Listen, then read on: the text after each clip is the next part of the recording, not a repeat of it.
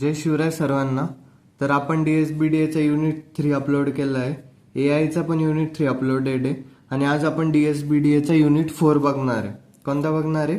DSBDAचा unit 4. यामध्ये काय? Explain various data pre processing steps, discuss essential Python libraries for pre processing. कळलं? आता काय आपल्याला काय करायचं? Data pre processing steps explain करायचं आहे आणि इसेन्शियल पायथन लायब्ररीज पण एक्सप्लेन करायचे आहे. तर आपण आता लवकरात लवकर चालू करूया. या सगळ्या नोट्स मी ज्या यातूनच शिकवतोय या नोट्स ना सगळ्या टेलिग्रामवरती अवेलेबल आहे.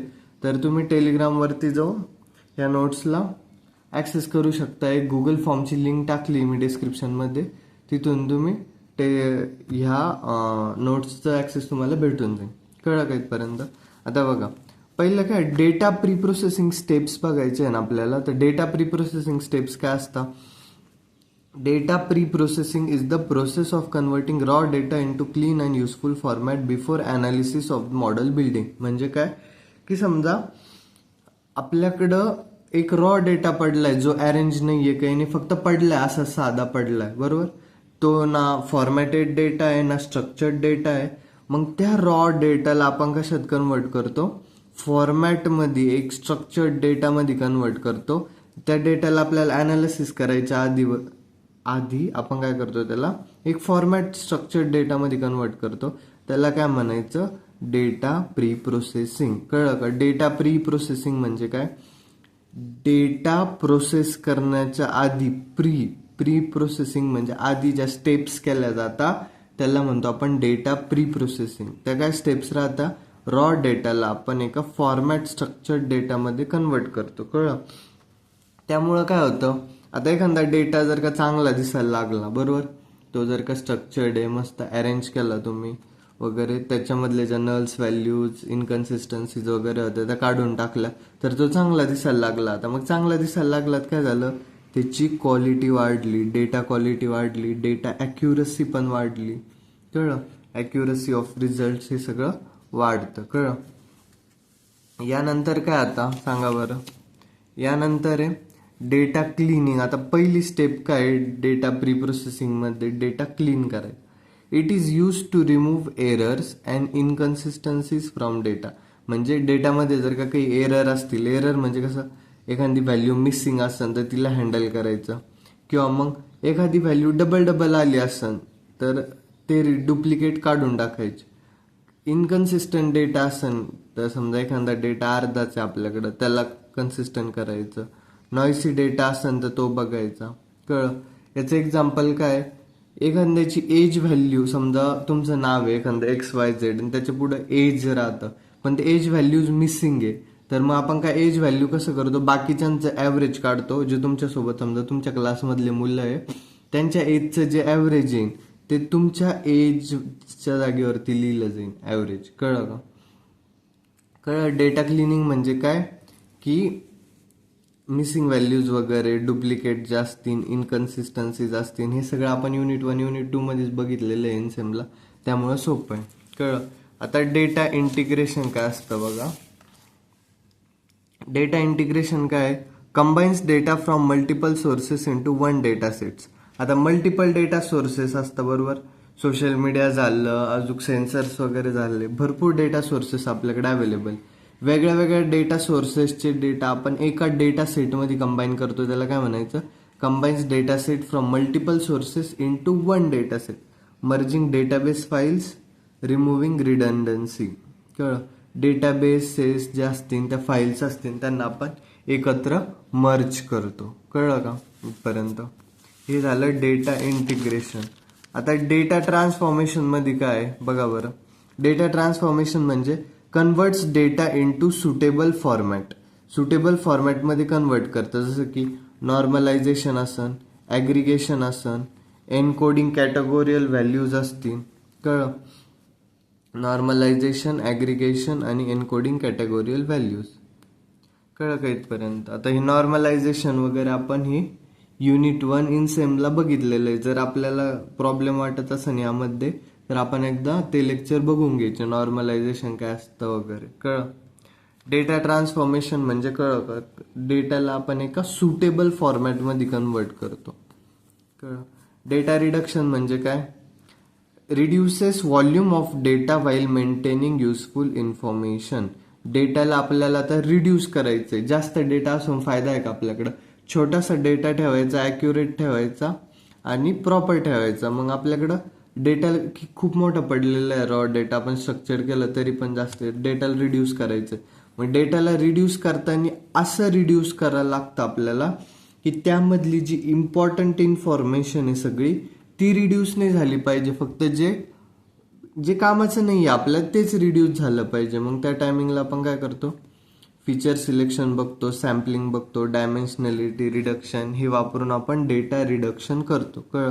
डेटा डिस्क्रेटायझेशन म्हणजे काय, convert continuous data into intervals और कॅटेगरीज. आता समजा तुमच्याकडे पडलेले एज ग्रुप पडलेले, समजा सगळ्या एजचे लोक आहे तुमच्यापाशी, पर्सन्स आहे किंवा मग XYZ धरा.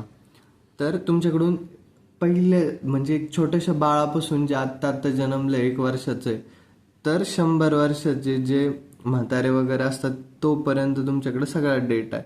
मग तुम्ही काय केलं, एक ग्रुप बनवला की 1 ते 20 मध्ये चाइल्ड राहतील, 20 ते 50 मध्ये अडल्ट राहतील, 50च्या पुढचे सिनियर राहतील. म्हणजे असं आपण ग्रुप्समध्ये डिवाइड करतो डेटाला. त्याला म्हणायचं डेटा डिस्क्रेटायझेशन. कळलं. हँडलिंग आउटलायर्स म्हणजे काय, detects and treats abnormal values that affect analysis.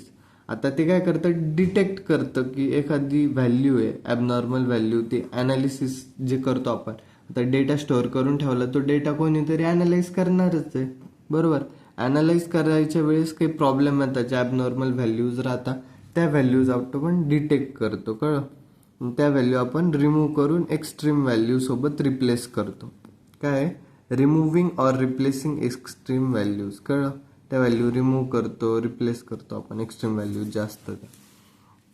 आता इसेन्शियल पायथन लायब्ररीज काय, पहिली आहे नमपाय. नमपाय म्हणजे काय, use for numerical operations and array preprocessing. NumPy जे आता ह्या पायथन लायब्ररीज ह्या ऑलरेडी अवेलेबल राहतात, बरोबर. मग जर का तुम्हाला एखादं न्यूमेरिकल ऑपरेशन्स परफॉर्म करायचं असेल तर तुम्ही नमपायला इम्पोर्ट करशाल. जर का तुम्हाला एखादं data manipulation, handling missing values वगैरे बघायचं असेल तर तुम्ही इम्पोर्ट कोणाला करशाल, पांडाजला इम्पोर्ट करशाल. कळलं. तुमच्या समजा एखादं ऑपरेशन आलं काय 2+3 वगैरे असं ऑपरेशन करायचंय तर मग तुम्ही इम्पोर्ट नमपाय करशाल. डेटाला मॅनिप्युलेट करायचं म्हणजे मिसिंग व्हॅल्यूज वगैरे हँडल करायचे त्या टायमाला इम्पोर्ट पांडाज करशाल. कळलं का इथपर्यंत.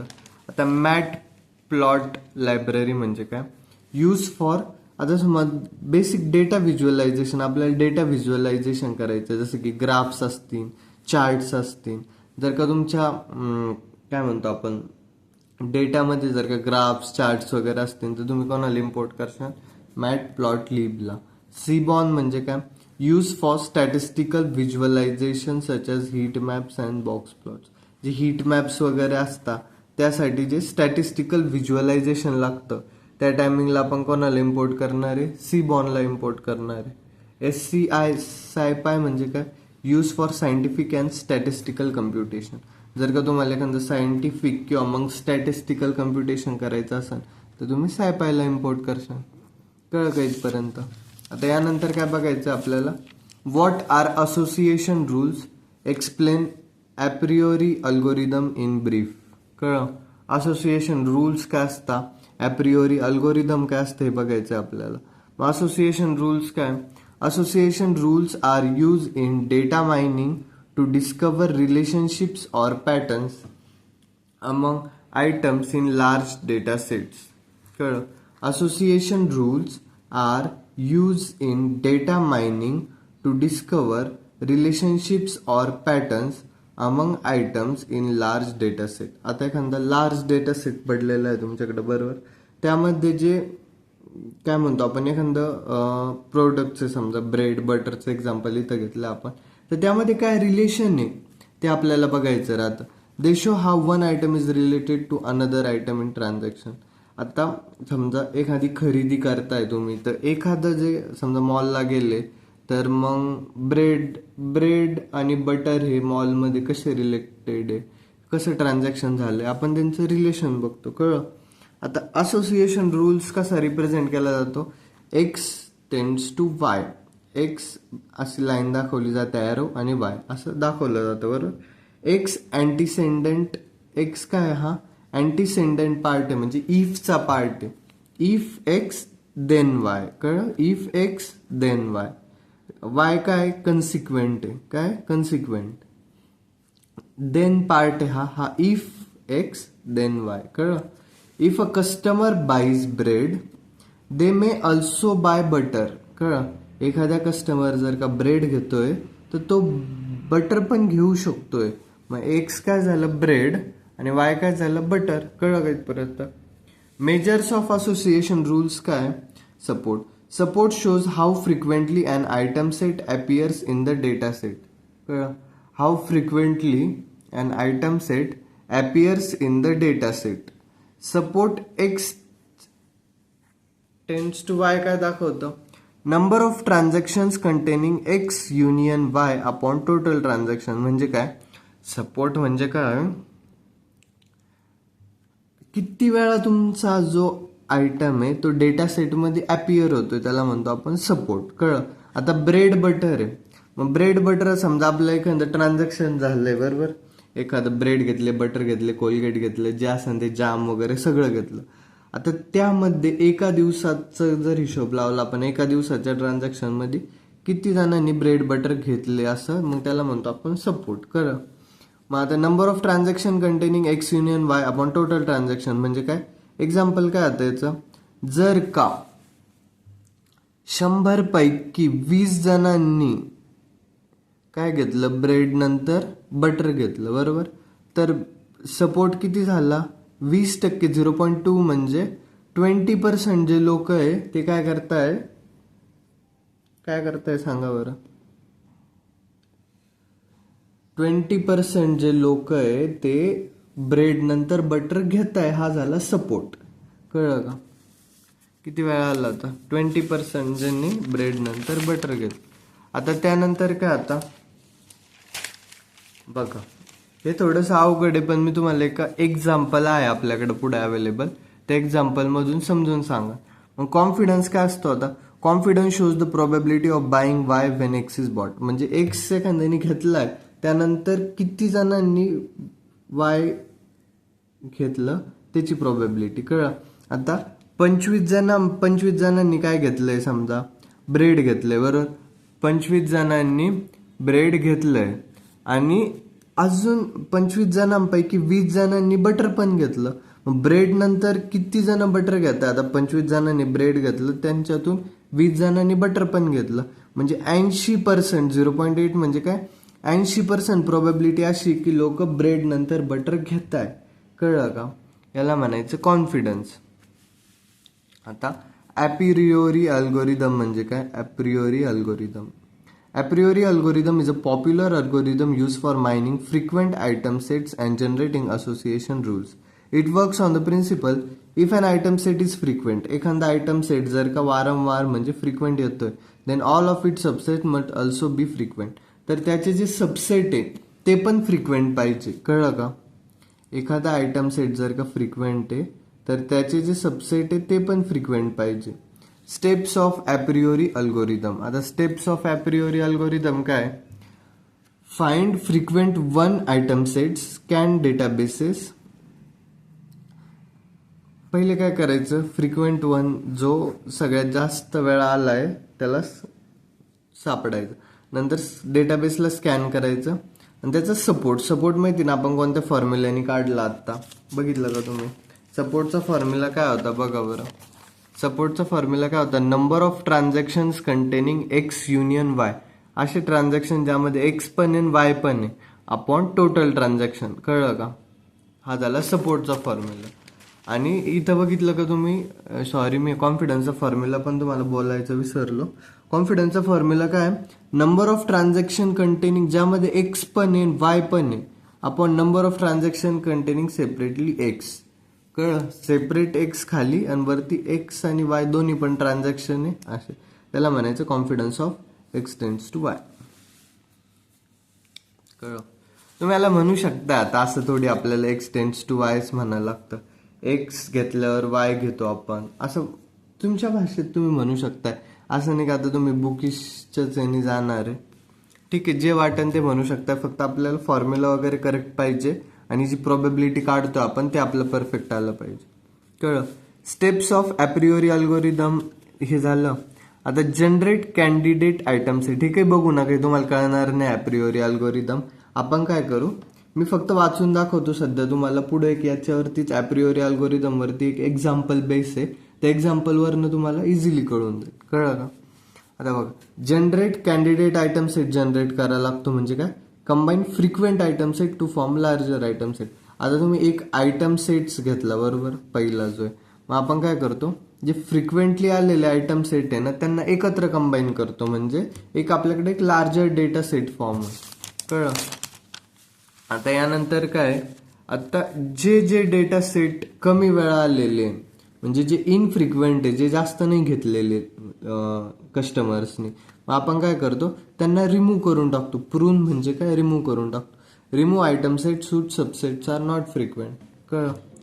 रिपीट काय करायचं आता, continue until no more frequent item set. ही प्रोसेस काय करत जायची, रिपीट करत जायची. कधीपर्यंत, जोपर्यंत फ्रिक्वेंट आयटम सेट्स येत आहे तोपर्यंत. जिथं फ्रिक्वेंट आयटम सेट्स यांना आपल्याला बंद होऊन जातील तिथं प्रोसेस काय करायची, टर्मिनेट करून टाकायची. त्यानंतर असोसिएशन रूल्स बघायचे. कसं, generate rules using minimum confidence threshold. आता हे सगळं आपण बघूया पुढं. ॲडव्हान्टेजेस काय, simple and easy to understand आहे. रिड्युसेस सर्च स्पेस वगैरे कमी करतं. आता आपण याच्यामध्ये प्रूनिंग करतोय, म्हणजे जो इनकन्सिस्टंट डेटा आहे किंवा मग इनफ्रिक्वेंट डेटा आहे, नॉन फ्रिक्वेंट, त्याला आपण काढून टाकतोय. मग आपला सर्च स्पेस पण कमी होऊन जातोय. तर useful in market basket analysis. Application काय, मेडिकल डायग्नोसिस वगैरे. आता हे ब्रेड, मिल्क, बटरचे एक्झाम्पल झाले. आता ब्रेडसोबत मिल्क घेतलं, ब्रेडसोबत बटर घेतलं, तर मग ब्रेड, मिल्क वगैरे. ब्रेडसोबत समजा तुम्ही मिल्क घेतलं एकदा, कसं बघा, ब्रेडसोबत तुम्ही मिल्क घेतलं एकदा, ब्रेडसोबत बटर घेतलं तुम्ही एकदा, आणि एकदा मिल्क सोबत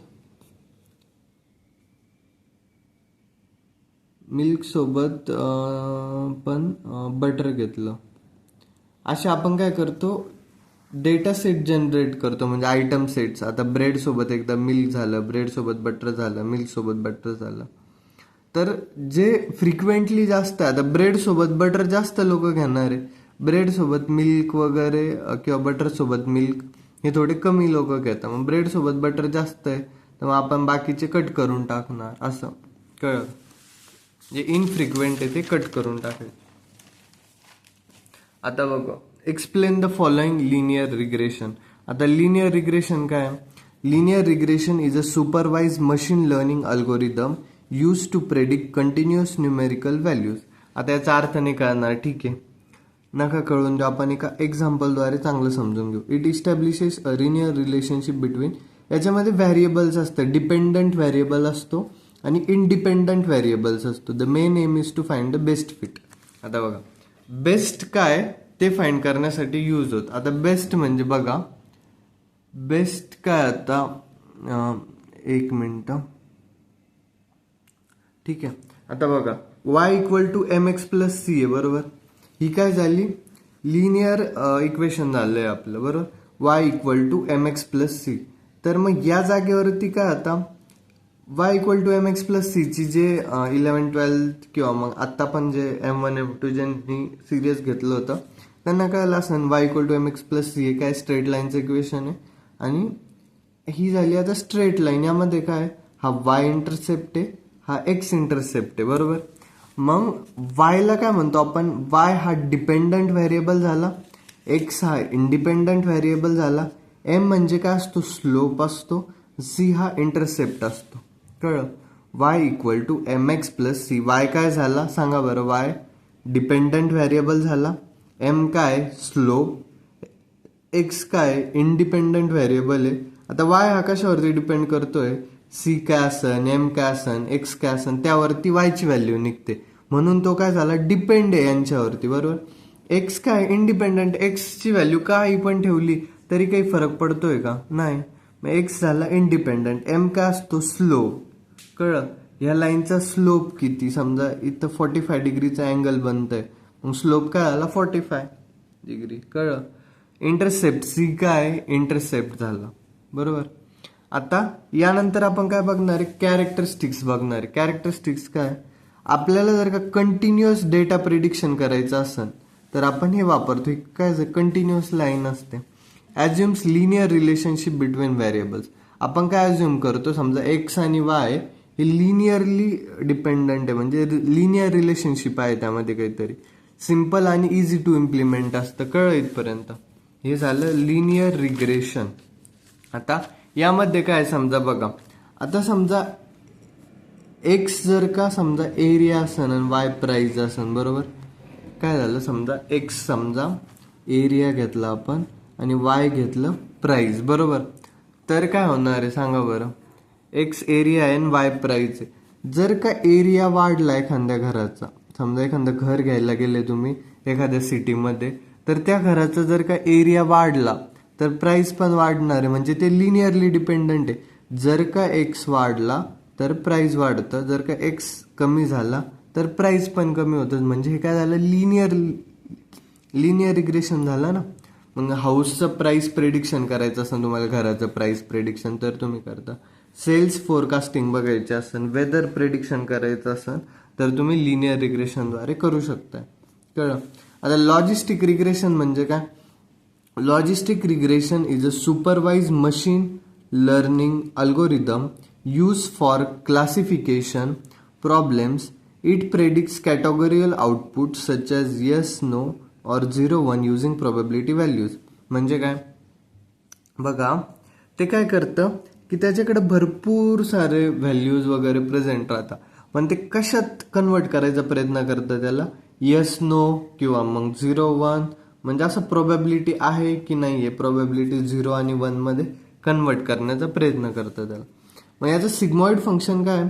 लॉजिस्टिक फंक्शन म्हणजेच सिग्मॉइड फंक्शन असतं, जे की पी ऑफ वाय म्हणतो आपण त्याला, 1/1 plus e raised to -x. This sigmoid function converts values into probabilities. हे काय करतं? एक्स आणि वायच्या ज्या व्हॅल्यू असतं त्याला ते प्रोबॅबिलिटीमध्ये कन्वर्ट करतं. 0 आणि 1 मध्ये प्रोबॅबिलिटी असते ना, तर मग 0 आणि 1 मध्ये व्हॅल्यू कन्वर्ट करतं त्याची. कळलं? यूज फॉर बायनरी क्लासिफिकेशनसाठी यूज होतं, प्रोबॅबिलिटी बेस्ड आउटपुटसाठी यूज होतं, सिग्मॉइड फंक्शनचा वापर करतंय. आता ऍप्लिकेशन काय? स्पॅम डिटेक्शन, म्हणजे ईमेल स्पॅम आहे की नाही, यस किंवा नो झाला ना. फ्रॉड डिटेक्शन, फ्रॉड आहे की नाही. डिसीज प्रेडिक्शन झालं. कळलं? यासाठी ते आपण लॉजिस्टिक रिग्रेशन यूज करतो. कळलं का इथपर्यंत? लॉजिस्टिक रिग्रेशन वगैरे याच्या आपण लॉजिस्टिक रिग्रेशनचं ना एक पुढं अजून आहे थेरी, ती पण बघूया आपण, तेव्हा तुम्हाला प्रॉपर कळ.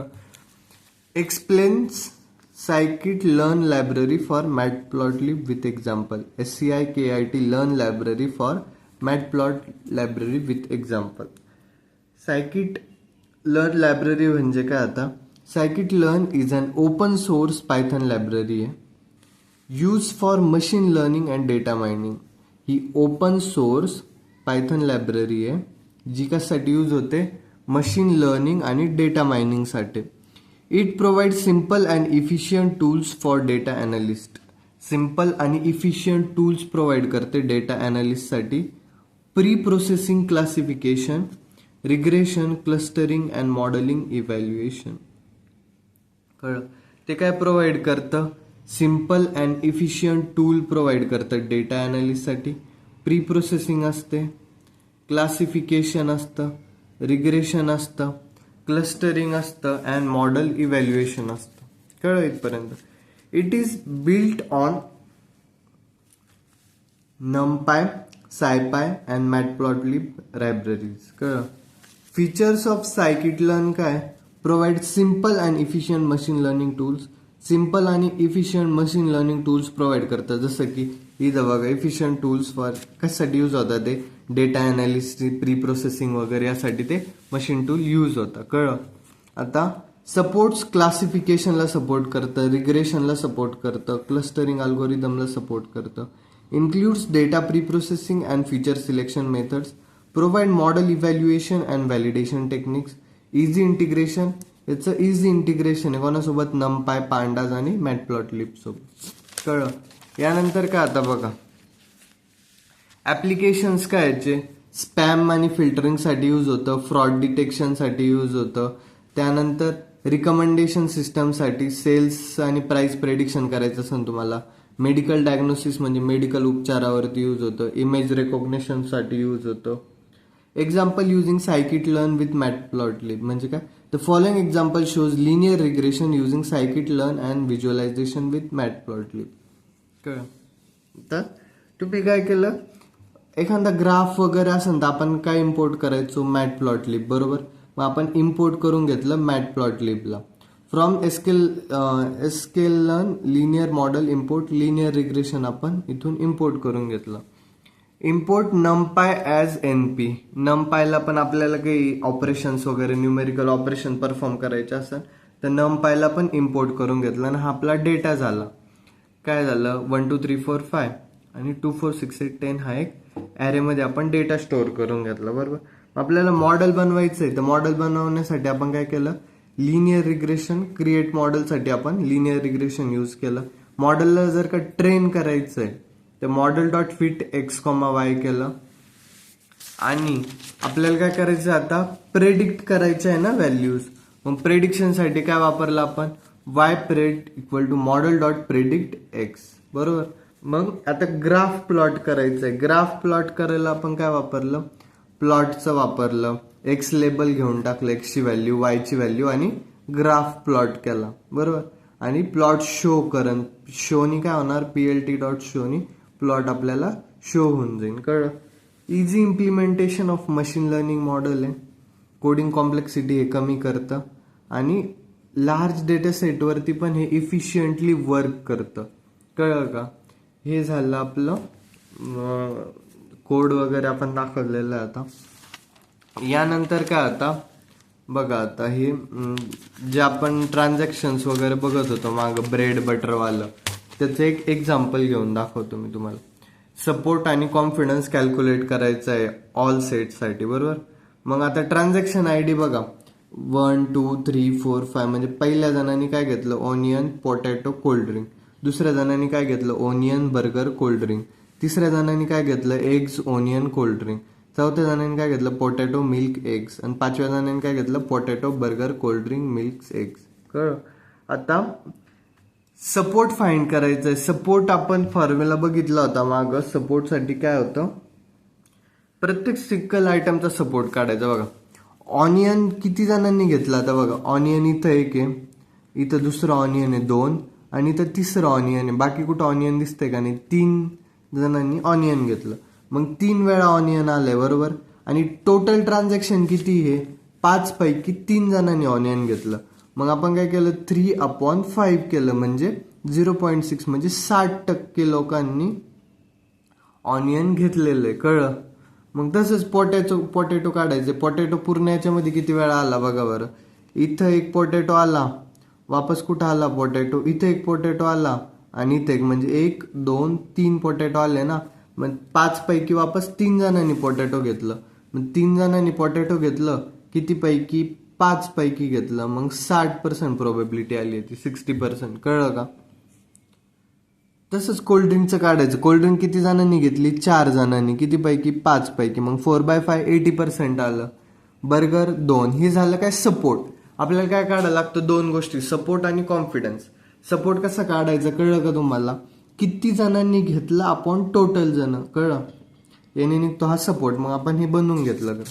आता यानंतर काय केलं आपण, आता आपल्याला बघायचे 2 गोष्टी. ओनियन आणि पोटॅटो कोणी सोबत घेतलं. ओनियन आणि पोटॅटो बघा, ओनियन आणि पोटॅटो कोणी सोबत घेतलं, ओनियन आणि पोटॅटो यांनी घेतलं. वापस ओनियन आणि पोटॅटो सोबत दिसतंय का कुठं, नाही दिसत आहे. मग ओनियन आणि पोटॅटो एका जणांनी घेतलं, बरोबर. किती पैकी घेतलं, आता एका जणांनी घेतलं 5 पैकी. मग एका जणांनी घेतलं ओनियन आणि पोटॅटो 5 पैकी, तर 20% प्रोबॅबिलिटी झाली. ओनियन आणि कोल्ड ड्रिंक किती जणांनी सोबत घेतलं बघा. ओनियन कोल्ड्रिंक इथे एक आहे, ओनियन कोल्ड्रिंक इथे एक आहे, ओनियन कोल्ड्रिंक इथे एक आहे. 3 जणांनी घेतलं. खाली तर ओनियन कोल्ड्रिंक दिसत नाही. मग 5 पैकी 3 जणांनी घेतलं. 3 जणांनी घेतलं किती पैकी? 5 पैकी. तर 60% प्रोबॅबिलिटी. कळलं का? हे झालं. असं आपण वापस एक टेबल बनवून घ्यायचा. त्यानंतर आता आपण सपोर्ट काउंट केला. आता कॉन्फिडन्स बघायचं. कॉन्फिडन्स आपण कसं बघतो? ए टेंड्स टू बी धरला आपण याला. बरोबर. सपोर्ट ए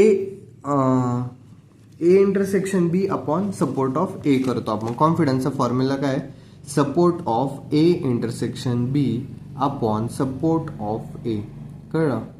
आता support of onion intersection cold drink काय होतं? ओनियन आणि कोल्ड ड्रिंक मिळून किती जणांनी घेतलं होतं? 3 जणांनी. आणि सेपरेट फक्त ओनियन किती जणांनी घेतला होता? बघा, ओनियन आणि कोल्ड ड्रिंक, ओनियन आणि कोल्ड ड्रिंक आणि ओनियन आणि कोल्ड ड्रिंक किती जणांनी घेतलं? 3 जणांनी मिळून ना. आणि ओनियन फक्त किती जणांनी घेतलं? 1 2 3. सेपरेट ओनियनचं बघितलं तर. मग आपण काय केलं? Support A intersection B 2 inch काढलं, ओनियनचं 3 आलं. ग्राफवरूनच लक्षात ठेवू शकताय तुम्ही. ओनियन आणि कोल्ड ड्रिंक 3 जणांनी घेतलं आणि फक्त ओनियन हे 3 जणांनी घेतलं. मग 3/3 कॉन्फिडन्स काय आला? 100% आला. कळलं का? असं तुम्ही काढू शकताय. कळलं का इथपर्यंत तुम्हाला? नसेल कळलं तर वापस एकदा सांगा. मी वापस एकदा एक्सप्लेन करन तुम्हाला. कळलं? आता यानंतर काय बघा. आता कोल्ड ड्रिंक किती जणांनी घेतली? कोल्ड ड्रिंक आणि ऑनियन. आता बघा, ऑनियन आणि कोल्ड ड्रिंक मिक्समध्ये किती जणांनी घेतलं? जे अशा गोष्टी ज्या ओनियन आणि कोल्ड ड्रिंक एका जणांनी दोन्ही पण घेतलेलं आहे असं, त्या 3 वेळा घेतल्या. आणि फक्त कोल्ड ड्रिंक सेपरेट किती जणांनी घेतली? 4 जणांनी. मग 3/4 किती आलं? 75%. तसं असं तुम्ही बाकीचे ग्रुप पण काढू शकताय. पोटॅटो मिल्क टू मिल्क, नंतर मिल्क टू एग्स. कळलं? मिल्क टू एग कसं आहे बघा, फक्त मिल्क आणि एग दोन्ही किती जणांनी घेतले? 2 जणांनी. आणि फक्त मिल्क किती जणांनी घेतलं? 2 जणांनी. मग 2/2 100% आलं. असं तुम्ही कॉन्फिडन्स काढू शकताय. बरोबर. आपण सपोर्ट तर काढूनच ठेवलाय. सपोर्टचे एक दुसरा ग्रुप बनवला, तिथून ही व्हॅल्यू घ्यायची. पहिला ग्रुप बनवला, तिथून ही व्हॅल्यू घ्यायची. फक्त 2/3 करून टाकायचं. कळलं का इथपर्यंत? सपोर्ट आणि कॉन्फिडन्स कसा काढायचा आता कळलं. मागं जर का तुम्हाला कळलं नसेल ते ब्रेड बटरचं एक्झाम्पल, तर तुम्हाला इथून कळूनच गेलं असेल कसं करायचं.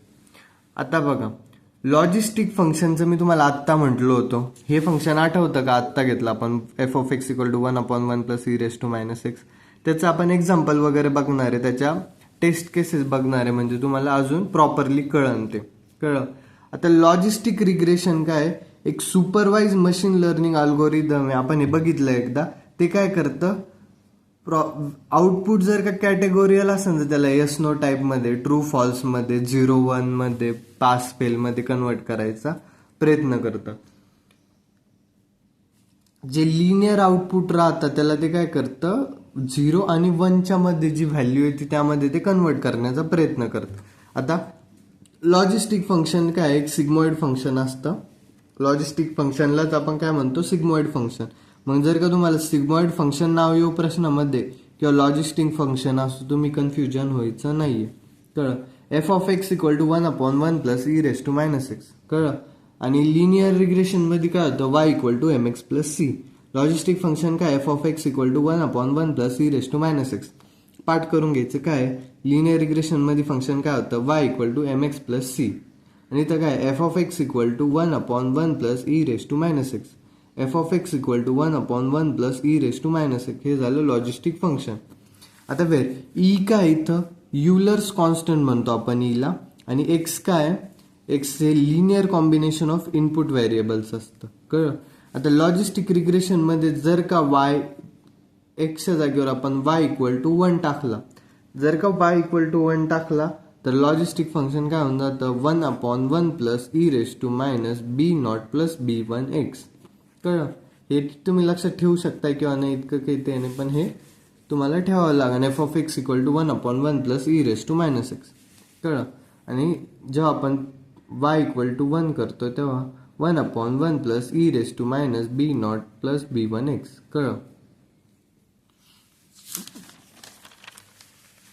आता बघा प्रोबॅबिलिटी y इक्वल टू 1 ची probability of occurrence of an event कळलं. P of y equal to 1 म्हणजे probability of occurrence of an event y equal to 1 झालं बरोबर. जे B0 होतं त्याला इंटरसेप्ट म्हणायचं, जे B1 होतं ते कोइफिशियंट होतं आणि x हा इनपुट फीचर होता कळलं. B0 काय होतं इंटरसेप्ट होतं, B1 काय होतं कोइफिशियंट होतं आणि x हा इंटरसेप्ट फीचर होतं. लॉजिस्टिक फंक्शन का बरं वापरतो आपण, converts large negative values close to zero. ज्या लार्ज निगेटिव्ह व्हॅल्यूज राहतात, एकदम छोटी व्हॅल्यू समजा जी मायनस मायनस खूप मायनसमध्ये, तिला ते काय करतं झिरो पाशी आणून ठेवतं. आणि जी खूप खूप मोठी व्हॅल्यू आहे तिला ते 1 पाशी आणून ठेवतं कळलं का. म्हणजे सगळ्या व्हॅल्यूज आपल्याला कोणत्या रेंजमध्ये भेटतात 0 ते 1 मध्ये भेटतात कळलं. Thus it is suitable for probability prediction. आता प्रोबॅबिलिटी तुम्हाला माहिती कोणत्या पण गोष्टीची 0 आणि 1 मध्येच लाय करते, मग आपल्याला प्रोबॅबिलिटी वगैरे प्रेडिक्शनसाठी इझी जातं जर का गोष्टी 0 आणि 1 मध्ये असतील तर. मग आता पहिली केस काय, जर का आपल्याकडे फंक्शन काय बघा, फंक्शन काय होतं मी पाठ करून घेतलं तुमच्याकडून. आपल्याकडे फंक्शन काय f of x equal to 1/1 plus e raise to -x बरोबर. हे झालं आपल्याकडे फंक्शनकडे. पहिली केस काय आपली, लार्ज पॉझिटिव्ह व्हॅल्यू म्हणजे एक्स जर का खूप पॉझिटिव्ह झाला बरोबर, एक्स जर का खूप पॉझिटिव्ह झाला बरोबर, एक्स जर का पॉझिटिव्ह झाला तर मग काय होणार आहे 1 ई रेस टू -x म्हणजे काय 1/e रेस टू x बरोबर, 1/e रेस टू x होऊन जाईल. मग x जर का खूप पॉझिटिव्ह झाला म्हणजे खूप मोठी व्हॅल्यू झाली तर ही व्हॅल्यू काय होणार आहे एकदम छोटी होणार आहे, म्हणजे अप्रॉक्सिमेटली इक्वल टू काय होणार आहे 0 होणार आहे कळलं का. जसं बघा 1/10 काय होतं, समजा 1/100 काय होतं, सॉरी 1/10 काय होतं 0.1 बरोबर. मग हे काय होणार आहे 0.01 होणार आहे 1/100. तर मग काय होतं जसं जसं खालची व्हॅल्यू वाढत चालते तसं तसं ही पूर्ण व्हॅल्यू काय होते कमी होत चालते. मग 1 ही काय होणार आहे अप्रॉक्सिमेटली 0च्या इक्वल होईल. मग 1/1 + 0 म्हणजे काय होणार आहे 1 होणार आहे कळलं का. मग आपलं एफ ऑफ एक्स काय होऊन जाईल हे 1च्या इक्वल होऊन जाईल अप्रॉक्सिमेटली जर का एक्स खूप मोठा झाला तर कळलं. ही झाली पहिली कंडिशन कळलं का. हे वापस एकदा सांगू, ठीक आहे वापस एकदा सांगतो ऐका. आपलं काय आहे एफ ऑफ, आपली फंक्शन काय सध्या आपल्याकडं काय फंक्शन आहे सांगा बरं. F of x equal to 1/1 plus e raise to -x बरोबर. आता ई रेस टू -x मधलं जे एक्स आहे याला आपण काय लिहू शकतोय 1/e रेस टू x बरोबर. 1/e रेस टू x लिहिलं. जर का ही व्हॅल्यू खूप खूप खूप मोठी पॉझिटिव्ह झाली तर काय होणार आहे हे पूर्ण काय होणार आहे कमी होणार आहे, म्हणजे ई रेस टू -x ची व्हॅल्यू अप्रॉक्सिमेटली 0 होऊन जाणार आहे बरोबर. ती जर का 0 झाली, तुम्ही इथं काय ठेवलं 0 ठेवलं, तर मग काय होणार आहे 1/1 म्हटल्यावर 1 होऊन जाईल कळलं का, अप्रॉक्सिमेटली 1च्या इक्वल. आता बघा दुसरी केस का आपल्याकडं, दुसरी केस अशी आहे की जर का ती व्हॅल्यू खूप निगेटिव्ह झाली तर, जर का एक्सची व्हॅल्यू पॉझिटिव्ह तर बघितलं आपण, आता एक्सची व्हॅल्यू खूप छोटी झाली निगेटिव्ह झाली तर काय होणार आहे सांगा बरं, काय होणार आहे. आता बघा f of x equal to 1/1 plus e raise to -x बरोबर. एक्सचं फंक्शन. मग आता ई रेस टू -x आपल्याला काय करायचं आहे, ई रेस टू -x ला काय लिहू शकतो आपण, ई रेस टू -xच ठेवूया. ई रेस टू मायनस आणि एक्सची व्हॅल्यू आपल्याला खूप निगेटिव्ह न्यायची म्हणल्यावर ई रेस टू -x होणार आहे. म्हटल्यावर काय होणार आहे ई रेस टू +x होऊन जाणार आहे. ई रेस टू +x झाली म्हणजे खूप मोठी व्हॅल्यू होणार आहे. मग इथं बघा 1/1 plus e raise to +x मध्ये व्हॅल्यू गेली आपली बरोबर. मग आता बघा ही व्हॅल्यू जर का, आता याचं उत्तर काय येणार आहे तुम्ही सांगा बरं. खालची व्हॅल्यू मोठी आहे, वरची व्हॅल्यू छोटी आहे, तर मग याचं व्हॅल्यू अप्रॉक्सिमेटली कशाच्या इक्वल होणार आहे 0च्या इक्वल होणार आहे कळलं का. खालची व्हॅल्यू खूप मोठी असली आणि वरची व्हॅल्यू खूप छोटी असली तर ते 0च्या इक्वल होतं. कळलं का इथपर्यंत? आणि तिसरी केस काय आता बघा, तिसरी केसमध्ये काय, जर का एक्स आपण 0 टाकून दिला, एक्स 0 टाकून दिला तर प्रोबॅबिलिटी काय होते. आता बघा एक्स 0 ठेवून बघू आपण तिसऱ्या केसमध्ये. तिसऱ्या केसमध्ये काय, f of x equal to 1/1 plus e raise to minus x, बरोबर. आता एक्सला 0 करून दिला आपण तर काय होणार आहे, 1/1 plus e raise to 0. E raise to 0 म्हणजे काय होणार, कशाची पण पॉवर 0 असली तर ते 1 होऊन जातं, बरोबर. पण त्याला आपण 1 केलं मग काय होणार आहे, 1/2 होणार आहे. कळलं का? जर का एक्सला आपण 0 पुट केलं तर आपलं 1/2 येतं, म्हणजे 0.5 प्रोबॅबिलिटी येते. याला काय म्हणतो आपण, डिसिजन बाउंड्री म्हणून ऍक्ट करतात. ग्राफ ऑफ लॉजिस्टिक फंक्शन कसं येतो मग, logistic function produces and S shape curve produce करतं ते. Output near 0 for negative inputs, output near 1 for जे पॉझिटिव्ह इनपुट्स आहे त्यांच्यासाठी 1च्या नियर आउटपुट येतो, जे निगेटिव्ह इनपुट्स आहे त्यांच्यासाठी 0च्या नियर आउटपुट येतो. आणि स्मूथ ट्रान्झॅक्शन इकडे 0 ते 1 मध्ये तो ग्राफ लाय करतो. This helps classify data into 2 classes. आता ईमेल स्पॅम आहे का नाही वगैरे, disease prediction, credit card fraud detection, customer churn prediction, यासाठी पास फेलसाठी ते यूज करतो आपण. आता removing duplicates from data set. आता जर का डेटा सेटमधून आपल्याला डुप्लिकेट रिमूव्ह करायचे तर कसे करतो. Removing duplicates is an important data pre processing step use to determine eliminate repeated records from a data set. आता जे डबल आलेले आपल्या डेटा सेट्समध्ये, समजा बघा मी काय केलंय, समजा साहिलनी एक ब्रेड घेतलं, बरोबर. वापस साहिलनी एक बटर घेतलं आणि वापस सचिननी एक ब्रेड घेतलं. तर हे काय रिपीट होत आहे ना, साहिल तोच ब्रेड घेतोय, तोच ब्रेड, त्याने 100 गोष्टी घेतल्यात, मग 100 वेळा लिहिणार आहे का तुम्ही. मग त्यावर तास लिहू शकताय ना, साहिल त्याने काय घेतलं, ब्रेड घेतलं आणि बटर घेतलं, बरोबर. आणि दुसरं काय, सचिननी काय घेतलं, ब्रेड घेतलं. 2 लाईन मध्ये खतम होतं आणि हे तर 3 लाईन लागतात.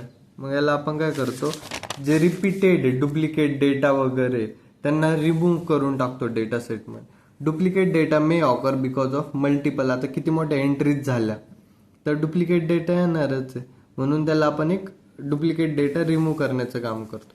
Presence of duplicate record can reduce. आता जर का डुप्लिकेट रेकॉर्ड असले तर त्यामुळे काय होणार आहे, डेटा क्वालिटी खराब होणार आहे आणि इनॲक्युरेट रिझल्ट प्रोड्यूस करतात. Duplicates can be removed using exact matching, partial matching और युनिक आयडेंटिफाय. आता 2 गोष्टी जर का एक्झॅक्ट मॅच होत आहे, आता बघा आपलं साहिल ब्रेड, साहिल बटर, यामध्ये काय 50% तर मॅच झालं ना, की साहिल ब्रेड बटर ठीक आहे नाही मॅच झालं, पण साहिल तर मॅच झालं. मग जर का पार्शियल जरी मॅच निघलं तरी आपण त्याला काढू शकतोय, किंवा मग पूर्ण साहिल ब्रेड 2दा आलं असतं तर ते 100% मॅच झालं असतं तरी आपण काढू शकतोय. कळलं का? रिमुव्हिंग डुप्लिकेट डेटा मे इम्प्रूव्ह कन्सिस्टन्सी. जर का तुम्ही तो डुप्लिकेट डेटा काढून टाकला तर आपल्या डेटाची क्वालिटी वाढन, कन्सिस्टन्सी वाढन, स्टोरेज जितकं लागतंय जास्त ते कमी लागन, प्रोसेसिंग इफिशियन्सी वाढन. It also helps in generating accurate predictions. आणि आपण जेव्हा डेटा अनालाइज करणार आहे तर ॲक्युरेट प्रेडिक्शनसाठी पण ते मदत होईल. If the same customer information appears more than once in a database.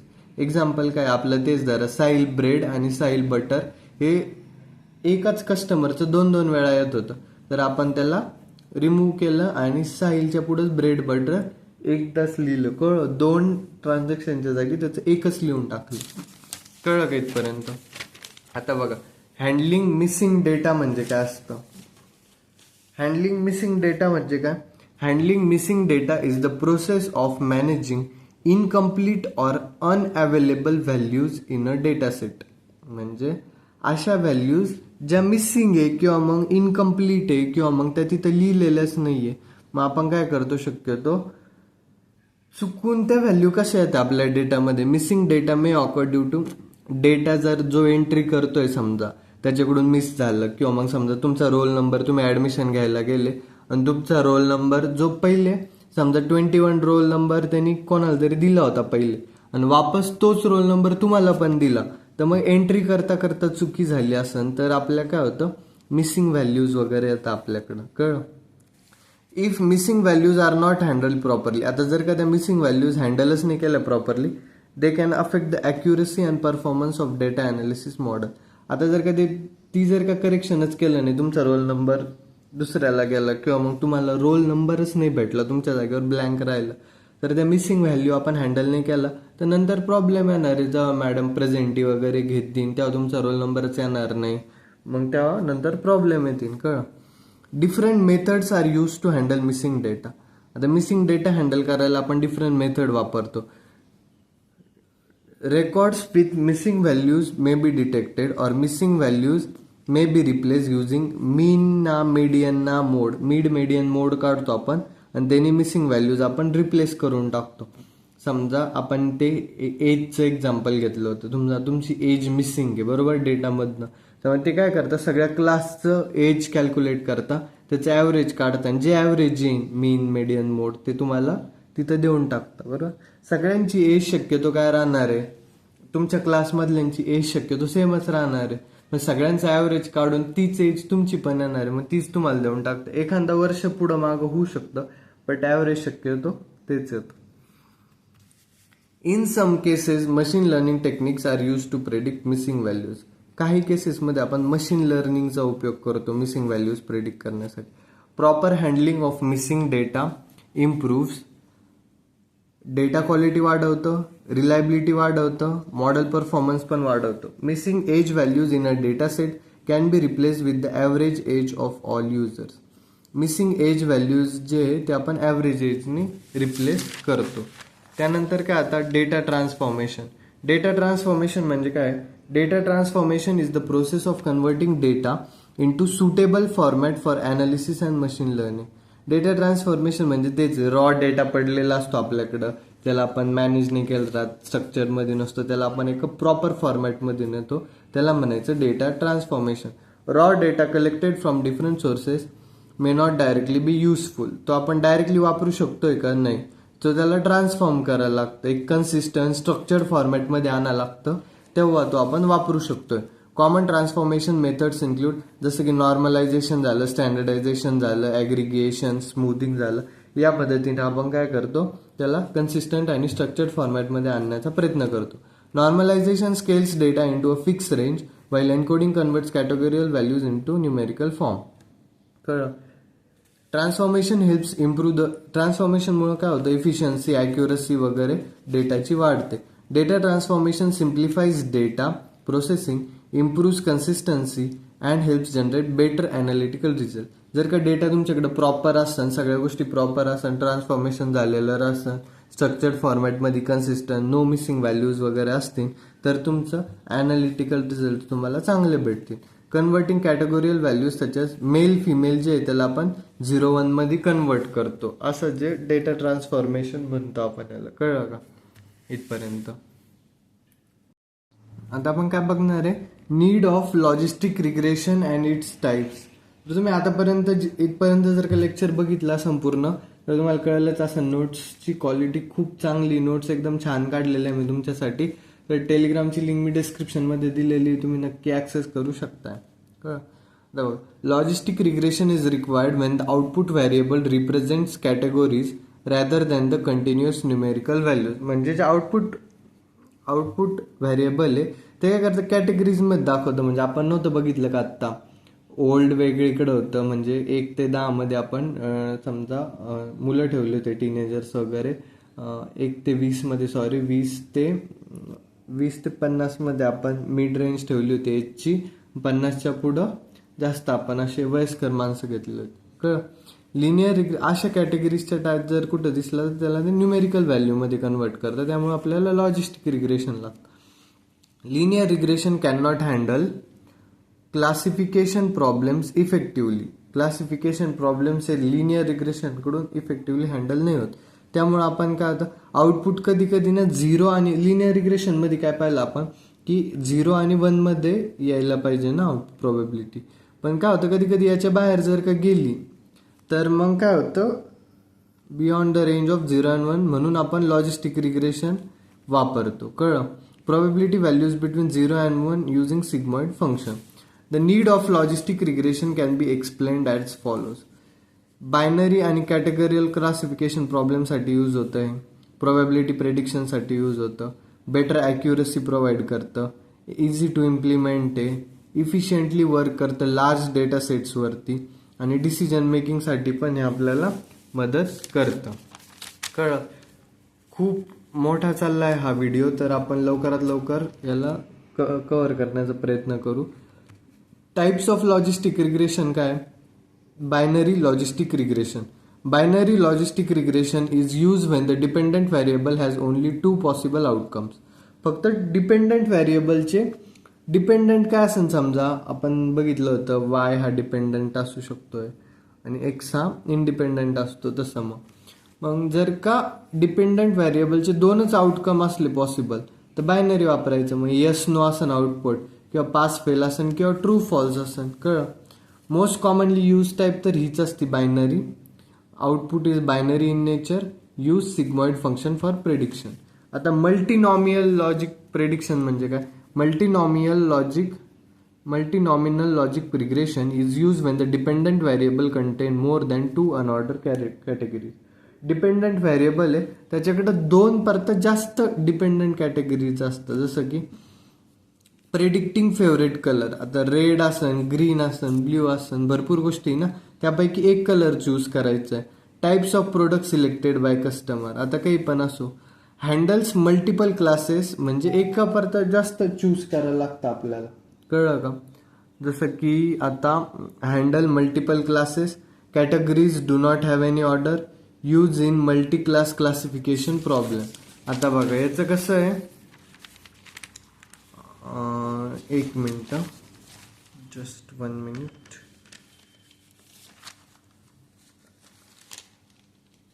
Binary झालं, मल्टीनॉमियल झालं.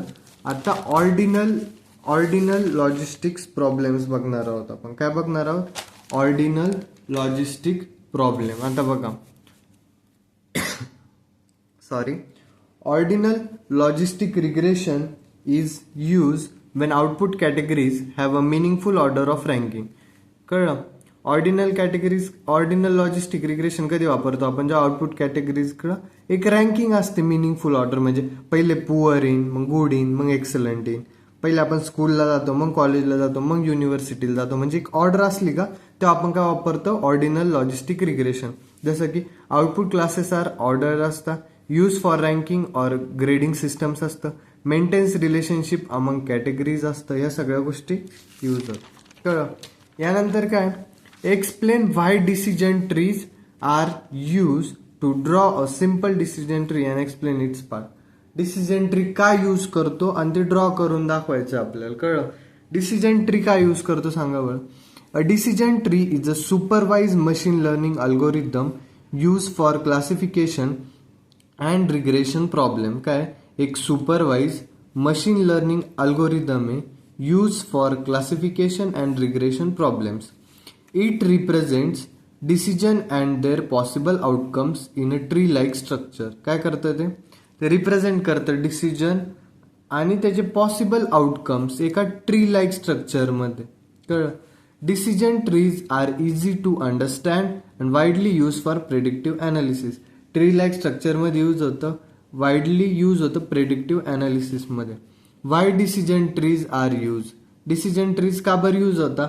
Decision trees are use because they provide a simple and effective method for decision making and prediction.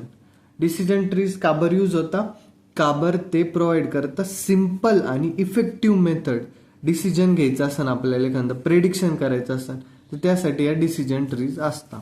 बघा, reasons for using decision trees. Easy to understand आहे. Can handle both numerical value पण आणि कॅटेगोरियल. आता numerical कळलं 1 2 3 4 0 1 ते असं. कॅटेगोरियल कळलं एका कॅटेगरीज मध्ये असतं 0 to 20, 20 to 50, 50 to 100. कळलं अशा कॅटेगरीजमध्ये. Use for classification and regression task. Requires less data pre processing लागते. Helps in identifying important features, produces decision rules in simple form. हे वाचू शकताय तुम्ही इझिली, कळलं. यानंतर आपण काय बघणार आहे, सॅम्पल डिसिजन ट्री काय असतं हे बघणार. आता काढून म्हणजे बघू आपण. पहिले काय, एक आउटलुक दाखवलं आपण. आउटलुकमध्ये सनी आहे किंवा ओव्हरकास्ट वेदर आहे किंवा रेनी वेदर आहे ते बघितलं. मग सनीमध्ये एक येतं ह्युमिडिटी.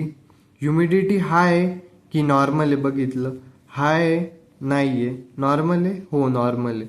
ओव्हरकास्टमध्ये प्ले येतं. रेनमध्ये विंड. विंड ही स्ट्रॉंग आहे का वीक आहे, नो, येस. कळलं, असं आपण घेतलं. आता याच्यानंतर काय बघणार आपण, पार्ट्स ऑफ डिसिजन ट्री काय. पहिला आहे root node. The topmost node in the tree represent the main feature or attributes. All data start from this node. Root node म्हणजे काय, टॉपमोस्ट असतो, मेन नोड असतो. Outlook is the root node. इथं कोणता node आहे, outlook हा काय route node घेतलाय आपण, कळलं. डिसिजन नोड काय असतं आता, a node where the data set is split based on condition. एखाद्या कंडिशनवरती डेटा सेट काय होतो, स्प्लिट होतो. Represent a test on an attribute म्हणजे काय, humidity and wind are decision nodes. आता बघा, ह्युमिडिटीमधून काय होतं, डेटा स्प्लिट होतोय हाय आणि नॉर्मलला. विंडमधून पण काय होतं, डेटा स्प्लिट होतोय स्ट्रॉंग आणि वीकला.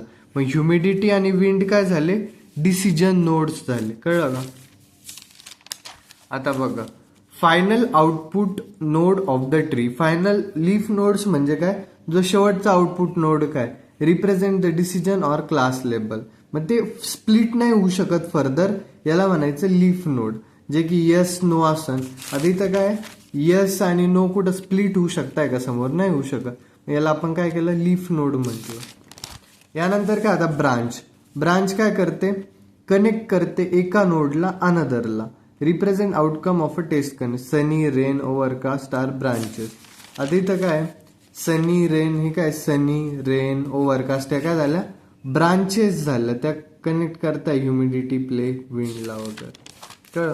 आता स्प्लिटिंग. स्प्लिटिंग म्हणजे काय, process of dividing data into subset based on condition. Process of dividing data into subsets based on condition, कळलं, त्याला म्हणायचं स्प्लिटिंग. आणि प्रुनिंग म्हणजे काय, प्रोसेस ऑफ रिमूव्हिंग अननेसेसरी ब्रांचेसला रिमूव्ह करून टाकायचं. Reduces overfitting and accuracy. कळलं, प्रुनिंग मध्ये आपण ब्रांचेसला रिमूव्ह करून टाकतो, कळलं का इथपर्यंत. डिसिजन ट्री काय असतं. आता explain the process of building decision tree.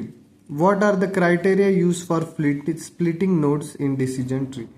आता डिसिजन ट्री बिल्ड करायचं आहे आणि काय क्रायटेरिया वापरतो आपण की आपल्याला जर का स्प्लिट करायचं असेल तर. मग decision tree is a machine learning algorithm use for classification and prediction. हे काय, एक मशीन लर्निंग अल्गोरिदम आहे जे की क्लासिफिकेशन आणि प्रेडिक्शनसाठी यूज होतं. कसं, it represent decision in the form of tree structure. Decision कशाच्या फॉर्ममध्ये दाखवतं ते, ट्री स्ट्रक्चरच्या फॉर्ममध्ये. The process of building decision, process of building a decision tree. पहिले काय चालू करायचं, स्टार्ट विथ डेटा सेटने चालू करायचं. The complete training data set is taken as a input. Complete training data सेटला आपण काय करतो, एक इनपुट घेतो. डेटा सेट कंटेन्स, त्याच्या डेटा सेटमध्ये काय राहतं, ॲट्रिब्यूट्स आणि क्लास लेबल्स राहतात, कळलं. आपल्याला एक बेस्ट ॲट्रिब्यूट सिलेक्ट करायला लागतो, कळलं. बेस्ट ॲट्रिब्यूट कसं राहीन, आता choose the best attribute for splitting the data. इथं ॲट्रिब्यूट असन, ॲट्रिब्यूट, कळलं. Attribute is selected using measures like information gain, Gini index and gain ratio. Information gain, Gini index आणि गेन रेशो या 3 गोष्टी आहे. त्या गोष्टींच्या याच्यावरती आपण काय करतो, आउटपुट सिलेक्ट करतो. काय करतो आपण, एक बेस्ट ॲट्रिब्यूट सिलेक्ट करतो. आता इन्फॉर्मेशन गेन, गिनी इंडेक्स आणि गेन रेशो काय असतं आपण बघूया पहिले. इन्फॉर्मेशन गेन म्हणजे काय, information measures reduction in entropy after splitting. Higher, ज्या ॲट्रिब्यूटचं हायर इन्फॉर्मेशन असन ते बेटर स्प्लिट देईन, कळलं. ज्याचं इन्फॉर्मेशन गेन जास्त असन आपण ते ॲट्रिब्यूट सिलेक्ट करू, बरोबर. इन्फॉर्मेशन गेन कसं काढतो आपण, entropy of parent minus entropy of children करायचं. आता ज्याचं गिनी इंडेक्स काय, आता गिनी इंडेक्स म्हणजे काय, मेजर्स इम्प्युरिटी इन डेटा. आता इम्प्युरिटी डेटामध्ये काय पाहिजे, कमीत कमी पाहिजे. मग ज्याचं गिनी इंडेक्स कमी असेल, इम्प्युरिटी कमी असेल, कळलं, त्याला आपण काय करू, त्या ॲट्रिब्यूटला सिलेक्ट करू. त्यानंतर काय, गेन इंडेक्स काय, गेन रेशो काय, improved version of information gain, reduces bias towards attributes with many values using C4.5 algorithm. कळलं, गेन रेशो, चाय स्कोअर. पण शक्यतो आपण इन्फॉर्मेशन गेन, गिनी इंडेक्स आणि गेन रेशोच्या मदतीवरती आपण काय करतो, ॲट्रिब्यूट सिलेक्ट करतो. कळलं. मग आपण काय केलं, एक बेस्ट ॲट्रिब्यूट सिलेक्ट केला ज्याची काय येईल, ज्याचं इन्फॉर्मेशन गेन कमी येईल. इन्फॉर्मेशन गेन काय पाहिजे आपल्याला, काय पाहिजे सांगा बरं. इन्फॉर्मेशन गेन जास्त पाहिजे, गिनी इंडेक्स कमी पाहिजे. ज्या ॲट्रिब्यूटचं इन्फॉर्मेशन गेन जास्त येईल, गिनी इंडेक्स कमी, त्याला आपण सिलेक्ट केलं. बरोबर. याच्यामध्ये क्रिएट रूट नोड म्हणजे काय, the best attribute becomes the root node. जे बेस्ट ॲट्रिब्यूट आहे ते रूट नोड होऊन जाईल. It is place at the top of the tree. कळलं. त्यानंतर काय, आउटलुकचं ॲट्रिब्यूट म्हणजे गिनी इंडेक्स, गेन रेशो वगैरे ते येत होतं, त्यामुळे आपण आउटलुकला एक रूट नोड म्हणून सिलेक्ट केलं. आता split the data set. Data is divided into subset based on attribute values. Each branch represent a condition. मग स्प्लिट करायचं डेटा सेटला, जसं आपण सनी, रेनी, ओव्हरकास्टला स्प्लिट केलं तर हीच प्रोसेस रिपीट करत जायची खाली. स्प्लिट करत जायचं आणि लीफ नोड आल्यानंतर काय करायचं, लीफ नोड आल्यानंतर यस नो आलं ते स्प्लिट नाही होऊ शकत. बरोबर.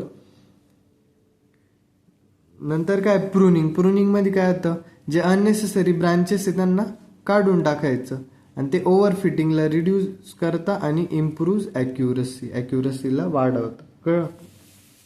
इथपर्यंत इन्फॉर्मेशन गेन वगैरे पण आपण बघितलं, वापस एकदा दाखवून देतो मी तुम्हाला. चाय स्क्वेअर वगैरे हे वाचून घ्यायचं. यानंतर काय, आता आपलं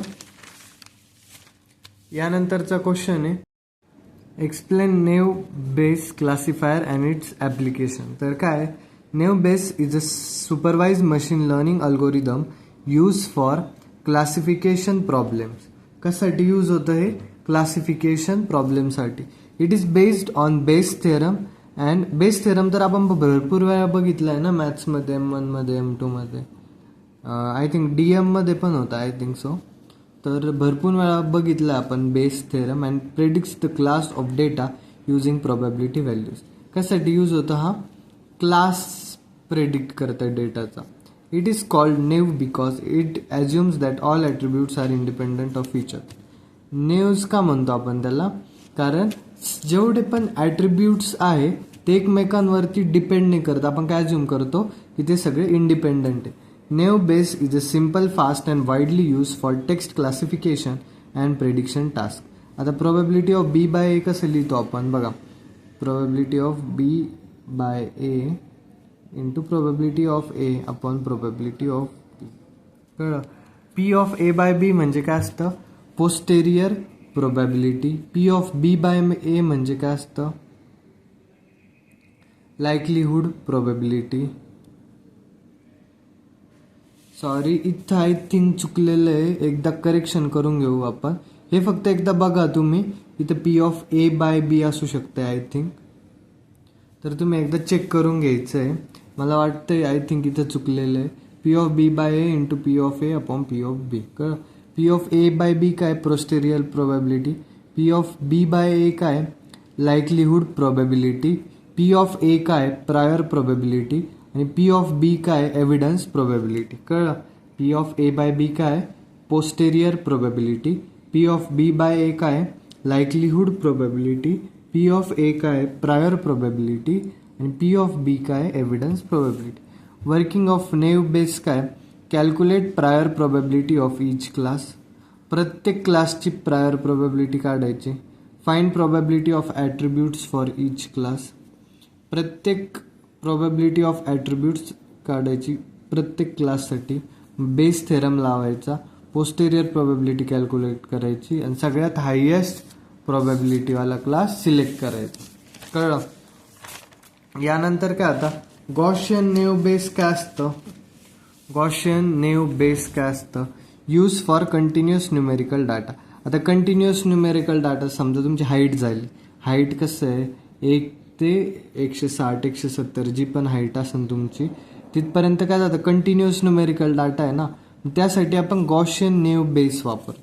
मल्टीनॉमियल नेव बेस कशासाठी वापरतो? Use for text classification. आता एखादा तुम्हाला ईमेल आला आहे, ईमेलमध्ये तुमचं नाव आहे समजा, तर तुमचं नाव किती वेळा वापरलं गेलं आहे त्या ईमेलमध्ये ते जर बघायचं असेल तुम्हाला तर आपण मल्टीनॉमियल नेव बेस वापरतो. बर्नौली नेव बेस कशासाठी वापरतो? यूज फॉर बायनरी डेटा, म्हणजे 0 और 1 बायनरी डेटा असेल तिथं आपण बर्नौली नेव बेस वापरतो. ॲडव्हान्टेजेस काय? हे सिम्पल आणि इझी टू इम्प्लिमेंट आहे, फास्ट प्रेडिक्शन्स आहे, रिक्वायर लेस ट्रेनिंग डाटा लागतो यांना, आणि टेक्स्ट क्लासिफिकेशनसाठी चांगलं आहे. ॲप्लिकेशन ऑफ नेव बेस काय?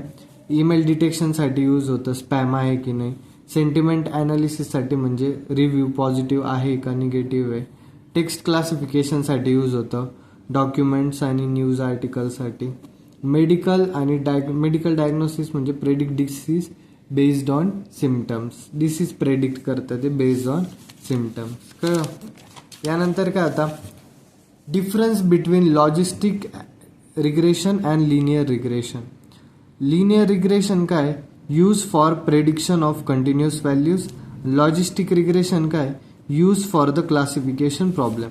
Output can be any value. इकडे काय हे प्रेडिक्शनसाठी यूज होतं कंटिन्युअस व्हॅल्यूजच्या, आणि हे क्लासिफिकेशन प्रॉब्लेमसाठी यूज होतं. हे काय याचं output can be any value येऊ शकते, पण याचं 0 आणि 1 मध्येच लाय करते व्हॅल्यू. कळलं? हे स्ट्रेट लाईन इक्वेशन वापरतं आणि सिग्मॉइड फंक्शन वापरतं लॉजिस्टिक रिग्रेशन. हे न्यूमेरिकल डेटा प्रेडिक्ट करतं, हे प्रेडिक्ट करतं प्रोबॅबिलिटी अँड क्लास. कळलं? हे काय हाऊस प्राइस प्रेडिक्शनसाठी यूज करतो आपण, हे स्पॅम ईमेल डिटेक्शनसाठी यूज करतो. कळलं का इथपर्यंत? आता एक क्वेश्चन आहे, suppose you are given a data set containing information about whether emails are spam or not. Email spam आहे का नाही असा डेटा दिलेला आहे आपल्याला, along with 2 features, the presence of word offer पण दिला आहे, 1 for present 0 for absent, and the presence of word free दिला आहे, 0 for absent 1 for present. You are task with classifying a new email with the following features values, offer equal to 1 आणि free equal to 1. आपल्याला सांगायचं आहे की जो नवीन email आहे तो सांगायचा आपल्याला स्पॅम आहे की नाही. आपण बघूया आता. ईमेल 1 2 3 4 5 ऑफरमध्ये काय 10101 आणि फ्रीमध्ये पण दिलेलं आहे spam no yes yes no yes दिलेलं आहे. Calculate the probability that new email spam आहे का नाही हे आपल्याला नेव बेसनी बघायचं आहे. न्यू ईमेलचं काय ऑफर 1 फ्री 1 घेतलं आपण. We need to calculate probability that the email is spam equal to yes using naive Bayes. बरोबर. मग कॅल्क्युलेट पहिले prior probabilities calculate. For spam equal to yes among 3 spam emails. आता बघा spam किती आहे, yes yes yes 3 आहे ना, 3 आहे. मग आपल्याला स्पॅम इक्वल टू येस 3 मध्ये कॅल्क्युलेट करायचं आहे. बरोबर. आणि offer equal to 1 appears in 2 emails. Offer किती याच्यात आहे 1 ॲपियर्स इन 2 ईमेल्स आणि free equal to 1 appears in 3 emails. Offer equal to 1 बघा, ऑफर इक्वल टू 1 किती आहे 3 याच्यात दिसतंय ना. ऑफर इक्वल टू 1 कुठे आहे 1 2 3 आणि फ्री इक्वल टू 1 हे 4 याच्यात दिसतंय. बरोबर. त्यानंतर काय पी ऑफ ऑफर जेव्हा 1 आहे त्यासाठी येसची प्रोबॅबिलिटी काय 2/3. बरोबर. किती राहणार आहे हे किती ऑफर किती आहे 1 appears in 2 emails, 1 appears in 2 emails, 2 emails पैकी 3 आहे. बरोबर. ऑफर इक्वल टू 1 किती आहे टोटल 3 आहे. 3 पैकी 2 ईमेलला 1 येतं आहे. Offer equal to 1 appears in 2 emails. कळलं. मग 2/3 आलं. मग free equal to 1 appears in 3 emails. मग 3 पैकी 3 आहे तर मग 3/3 केलं आपण ते 1 आलं. कळलं. पी ऑफ ऑफर जेव्हा 1 आहे for yes equal to 2/3. P of free किती आहे 1 आहे जेव्हा फॉर यस इक्वल टू 3/3 म्हणजे 1 आहे. आणि जर का नो असन स्पॅम तर among 2 non spam emails, 2 non spam emails पैकी ऑफर इक्वल टू 1 एक आला आहे म्हणजे 1/2 झालं. आणि 2 नॉन स्पॅम ईमेल्स पैकी फ्री इक्वल टू 1 पण एक आला आहे म्हणजे 1/2 झालं. कळलं. आता बघा P of offer equal to 1 for yes equal to 2/3 आहे, और P of free equal to 1 for yes equal to 3/3. हे यस साठी प्रोबॅबिलिटी आहे, आणि या नो साठी काय आलं हाफ हाफ, आणि इकडे 2/3 आणि 1 आलं. बरोबर. आता आपल्याला नेव बेस काढायचं. नेव बेस काय for spam equal to yes साठी काढायचं. मग probability of yes for offer आणि फ्री साठी काढायची. मग याचं यस साठी काय करतो आपण, प्रोबॅबिलिटी ऑफ यस लिहितो पहिले, इथं जे तेच इथं लिहायचं. ऑफर आता यस साठी काढायची, तर offer equal to 1 for yes. बरोबर. आणि free equal to 1 for yes. बरोबर. हे लिहिलं आपण. यस साठी पण काढा लागेल ना, तर यस आणि नो पण राहू शकतंय ना 1. मग पहिले यस साठी काढून घेतली. यस साठी आपण काय लिहिलंय 3/5. प्रोबॅबिलिटी ऑफ यस किती येते 3/5 into probability of offer equal to 1 for yes. कुठं बघितलं आपण इथं, ते किती आहे 2/3. मग आपण काय लिहून घेतलं 2/3 इंटू 1, आणि नंतर काय आलं याचं 2/5 इंटू 0.4 हे आलं. बरोबर. नंतर for spam equal to no साठी काढली. नो साठी पण तेच करायचं, नोची प्रोबॅबिलिटी लिहिली, ऑफरची आणि फ्रीची. मग काय आलं 1/10 म्हणजे 0.1. मग काय झालं आता बघा, आपली probability of yes for offer आणि फ्री साठी काय 0.4, आणि probability of no for offer आणि फ्री साठी 0.1 आहे. मग जास्त कोणती आहे 0.4 आहे. मग हा काय ही स्पॅमची होती. बरोबर. आणि ही नो स्पॅमची होती. मग स्पॅमची जास्त आली, so new email is classified as spam. मग तो स्पॅम आहे. कळलं का. यानंतर काय आता आपल्याला डिफरन्शिएट करायचंय डेस्क्रिप्टिव्ह ॲनालिटिक्समध्ये आणि प्रेडिक्टिव्ह ॲनालिटिक्समध्ये. व्हॉट आर नमपाय पांडाज वगैरे तर आपण आधी बघितलंय, म्हणून मी ते डबल नाही लिहिलं, फक्त डिस्क्रिप्टिव्ह ॲनालिसिस आणि प्रेडिक्टिव्ह ॲनालिटिक्स काय. हे काय डिस्क्रिप्टिव्ह ॲनालिटिक्समध्ये आपल्याला काय होतं पास्ट इव्हेंट एक्सप्लेन करतं, आणि प्रेडिक्टिव्ह म्हणजे प्रेडिक्ट करतं फ्युचर आउटकम्स. कळलं. हे काय आन्सर्स करतं की काय झालंय, पास्टचं आहे ना, मग काय झालंय व्हॉट हॅपन, आणि हे काय करतं काय होऊ शकतंय व्हॉट मे हॅपन. कळलं. हे हिस्टॉरिकल डाटा यूज करतं. हे हिस्टॉरिकल आणि करंट डाटा दोन्ही पण यूज करतं. हे काय करतं रिपोर्ट जनरेट करतं आणि समराईज करतं. हे स्टॅटिस्टिकल अँड मशीन लर्निंग मॉडेलला यूज करतं. हे सिम्पल ॲनालिसिस करतं, हे ॲडव्हान्स ॲनालिसिस करतं. कळलं. आणि मंथली सेल्स रिपोर्ट वगैरे आपण डिस्क्रिप्टिव्ह ॲनालिसिसनं काढू शकतो. सेल्स फोरकास्टिंग वगैरे प्रेडिक्टिव्ह ॲनालिसिसनं काढायला लागेल. कळलं का इथपर्यंत. आता यानंतर काय सांगा बरं. यानंतर आपलं नमपाय. नमपाय काय असतं, NumPy in Python. NumPy is a Python library used for numerical and mathematical operation. Uses of NumPy जिथे न्यूमेरिकल किंवा मग मॅथमॅटिकल ऑपरेशन्स असतील तिथे आपण NumPy वापरतो. सपोर्ट्स हे मल्टी डायमेन्शनल ॲरेला सपोर्ट करतं. त्यानंतर मॅथमॅटिकल कॅल्क्युलेशन परफॉर्म करतं. त्यानंतर काय फास्टर न्यूमेरिकल कम्प्युटेशन करतं. हे मॅट्रिक्स ऑपरेशनसाठी यूज करतो आपण, सायंटिफिक कम्प्युटेशनमध्ये यूज करतो. एक्झाम्पल काय addition of arrays and matrix multiplication. आता NumPyचं तर झालं, पण पांडाज का वापरतो आपण. Pandas in Python library use for data मॅन्युप्युलेशनसाठी यूज करतो आपण पांडाज. कळलं. हे स्ट्रक्चर्ड डेटा हँडल करता, data frame and series present करता. Use for data cleaning and pre प्रोसेसिंगसाठी यूज होतं. डेटा क्लिनिंग बघितलं आपण, प्री प्रोसेसिंग बघितलं, फिल्टरिंग, सॉर्टिंग. कळलं. मिसिंग डेटा वगैरे हँडल करतं, म्हणजे डेटा मॅन्युप्युलेशनसाठी यूज होतं. कळलं का. त्यानंतर काय explain how a decision tree splits data at each node with suitable example. Describe the role of entropy and information gain in determining the best split for 9 marks. कळलं. Decision tree आता पहिले बघितलं entropy. Entropy काय, entropy measures impurity or randomness in a data set. किती impurity आहे, किती रँडमनेस आहे data सेटमध्ये, त्याला काय म्हणतो आपण एंट्रॉपी. डेटा सेट म्हणजे काय, एक डेटा अवेलेबल आपल्याकडं, खूप सारा डेटा. हाय एंट्रॉपी असेल तर डेटा इज मिक्स आहे, लो एंट्रॉपी असेल तर डेटा इज प्युअर आहे. मग डेटाला प्युअर होण्यासाठी एंट्रॉपीला कमी व्हावं लागेल. कळलं. Entropy of S equal to minus summation of P I log two P I. कळलं. पी आय म्हणजे काय, प्रोबॅबिलिटी ऑफ इच क्लास आहे. कळलं. रोल ऑफ एंट्रॉपी काय, helps measures disorder in data, use to check how good a split is, lower entropy means better classification. कळलं. Example, if all records belong to the same class, entropy काय होऊन जाईल, 0 होऊन जाईल. आणि if records are equally mix, entropy is maximum. Same क्लासचं जर का सगळे रेकॉर्ड आले तर एंट्रॉपी 0 होऊन जाईल, म्हणजे मिनिमम होऊन जाईल. मग इथं डेटा काय होऊन जाईल, प्युअर. पण if records are equally mix आहे तर एंट्रॉपी मॅक्सिमम होऊन जाईल. मग डेटा प्युअर राहील का, नाही राहणार. डेटा काय राहील, मिक्स राहील. आता इन्फॉर्मेशन गेन वगैरे तर आपण बघितलेलं आहे. इन्फॉर्मेशन गेन काय, measures reduction in entropy after splitting. मग higher information gives better split. Information gain जर का जास्त असेल तर बेटर स्प्लिट होतील. कळलं.